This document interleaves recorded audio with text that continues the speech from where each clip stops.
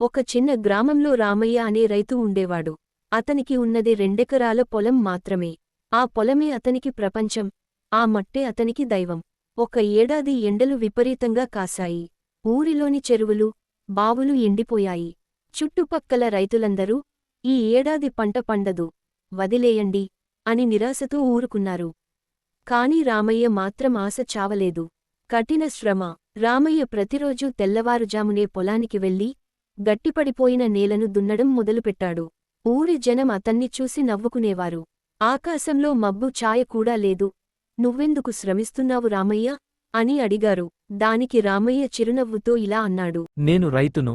నా పని విత్తనం వేసి సిద్ధంగా ఉండటం, వర్షం కురిపించడం ఆ దేవుడి పని.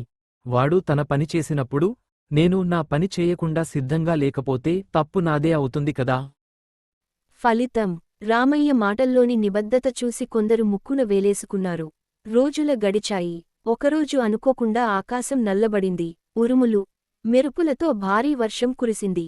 రామయ్య పొలం ముందే సిద్ధంగా ఉండటంతో నీరు పడగానే విత్తనాలు మొలకెత్తాయి. మిగతా రైతులు వర్షం పడ్డాక హడావిడిగా పనులు మొదలుపెట్టారు. కాని అప్పటికే ఆలస్యమైపోయింది. ఆ ఏడాది రామయ్య పొలంలో బంగారు రంగు పంట పండింది.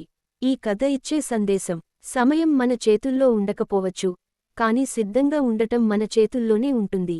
కష్టపడే తత్వం ఉంటే ప్రకృతి కూడా మనకు సహకరిస్తుంది. అలాగే మీకు వెంకటేశ్వర స్వామి కూడా ఇష్టమైతే ఒక లైక్, ఒక సబ్స్క్రైబ్ చేయండి.